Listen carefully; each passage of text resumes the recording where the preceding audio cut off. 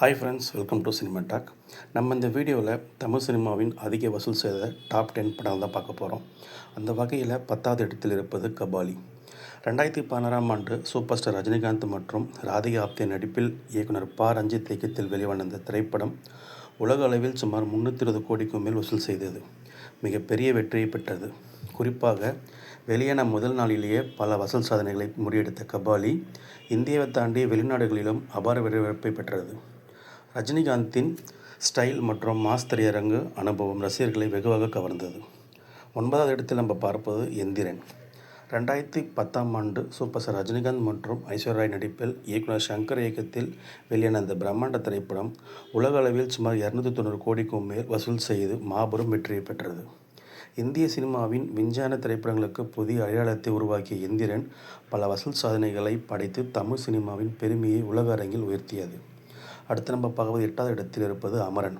2024ஆம் ஆண்டு சிவகார்த்திகேயன் மற்றும் சாய் பல்லவி நடிப்பில் ராஜ்குமார் பெரியசாமி இயக்கத்தில் வெளியான இந்த திரைப்படம் உலக அளவில் சுமார் 330 கோடிக்கு மேல் வசூல் செய்து மிகப்பெரிய வெற்றியை பெற்றது. இந்திய இராணுவ வீரர் மேஜர் முகுந்த் வரதராஜின் வாழ்க்கையை அடிப்படையாக கொண்டு உருவான இந்த திரைப்படம் ரசிகர்கள் மற்றும் விமர்சகர்களிடமிருந்து பெரும் பாராட்டை பெற்றது. அடுத்து 7ஆம் இடத்தில் இருப்பது பொன்னியின் செல்வன் பாகம் 2.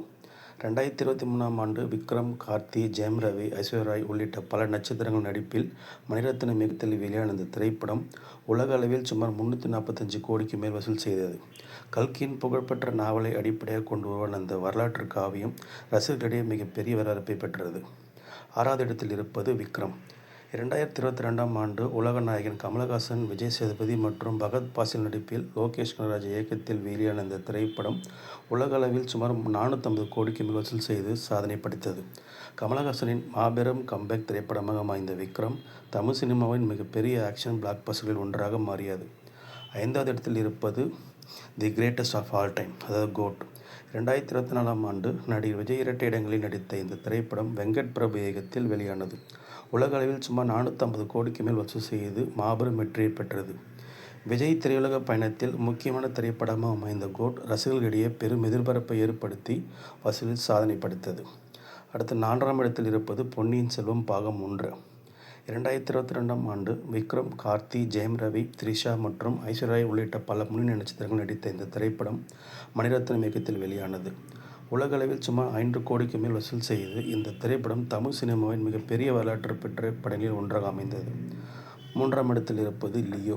2023ஆம் ஆண்டு நடிகர் விஜய் மற்றும் த்ரிஷா நடிப்பில் லோகேஷ் கனகராஜ் இயக்கத்தில் வெளியான இந்த திரைப்படம் உலக அளவில் சுமார் 600 கோடிக்கும் மேல் வசூல் செய்து மிகப்பெரிய சாதனை படைத்தது.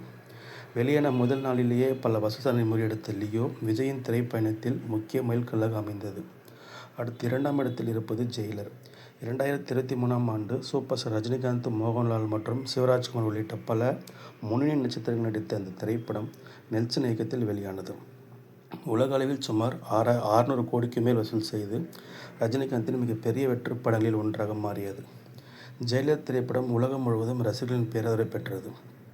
அடுத்தது கடைசியாக முதலிடத்தில் இருப்பது 2.0.